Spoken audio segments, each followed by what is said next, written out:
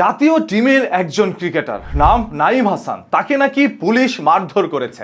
আমাকে লাঠি দিয়ে মারছে ভাই, লাঠি দিয়ে মারছে। উনি আমাকে মারা নাই আছে, ওসি মারছে। এরকমই একটি অভিযোগ উঠে এসেছে। যখন তিনি থানায় গিয়েছিলেন সেই বিষয়টি নিয়ে অভিযোগ করতে, তখন সেই থানায় থাকা পুলিশ কর্মকর্তা বলছিলেন, আমি তোমাকে আগে চিনতে পারি নাই, যদি চিনতাম তোমার সাথে বাজে ব্যবহার করতাম না। পরবর্তীতে একজন এসে সেই পুলিশ কর্মকর্তাকে প্রশ্ন করে, আজ হয়তোবা তাকে চিনতে না পারার কারণে তার সাথে এই ধরনের আচরণ করেছেন, চিনতে পারার কারণে এখন তাকে সম্মান করছেন। ন্যাশনাল টিমের কথা বাদ দাও না, নরমাল মানুষ ন্যাশনাল টিম ওটা বাদ, নরমাল মানুষের সাথে এভাবে কি কুকুরের মতো বিহেভ করে? তাহলে এই থানার মধ্যে যদি সাধারণ জনগণ আসে আপনাদের কাছে কোনো অভিযোগ নিয়ে, তখন আপনি তো তাকে চিনতে পারবেন না, তার সাথেও কি এই ধরনের অন্যায় কাজ করবেন? নাঈম হাসান যখন ফোন করে তার বাবাকে বলতে নাই যে পুলিশ আমার উপরে ঝাঁপিয়ে পড়েছে, তখন নাঈমের গলা টিপে ধরা হয় যাতে করে কথা বলতে না পারে, এবং পিছন থেকে এলোপাথারি তাকে লাঠি দিয়ে আঘাত করতে থাকে। এই ধরনের অভিযোগগুলো তুলে ধরছিলেন নাঈম হাসান। তার মুখ থেকে যখন এই ধরনের অভিযোগগুলো আমরা শুনছিলাম, তখন মনে হচ্ছে এই দেশ এখনো পরিবর্তন হয়নি, কারণ যাদেরকে পরিবর্তন করার জন্য ছিল জুলাই আন্দোলন, তারা এখনো ক্ষমতার চেয়ারেই বসে আছে। নাঈম হাসান যে সকল মানুষের বিরুদ্ধে অভিযোগগুলো তুলছে, পরবর্তীতে জানা যায় তারা নাকি ভুয়া ডিবি পরিচয় এসে তার উপরে ঝাঁপিয়ে পড়েছিল। তারা কেউ ডিফেন্সের কোনো সদস্য নয়।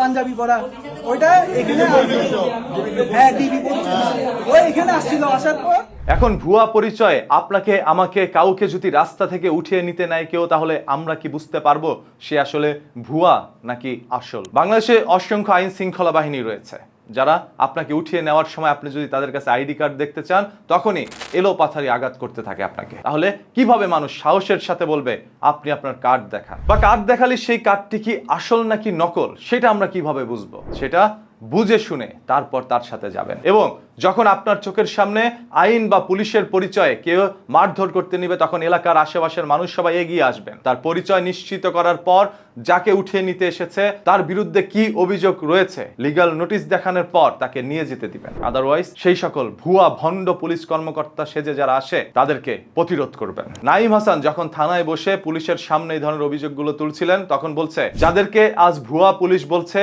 তারাই এই অফিসারের সাথেও কথা বলেছে, তারা থানার মধ্যেই ছিল, সে নাকি এসআই, তাকে এখন আত্মগোপনে রেখেছে এই থানারই বর্তমান কর্মকর্তারা। পরে যখন আপনারা আসছেন ওদের দুজনকে সাইড করে ফেলছে, ওই ছেলে পাঞ্জাবি পরা ছিল। এতে করে কিছুটা প্রমাণ মিলে যায় তারা ভুয়া পুলিশ না, তারা থানার পুলিশই হতে পারে। তবে যেহেতু অভিযোগ উঠে এসেছে, সেটার সত্যতা আগে আমাদের জানতে হবে। সত্য কতটুকু সেটা জানার জন্য চোখ রাখুন নিউজকিতে। পরবর্তীতে আপডেট পাওয়া মাত্র আপনাদেরকে জানিয়ে দিব কি ঘটনা ওইখানে ঘটে গিয়েছিল।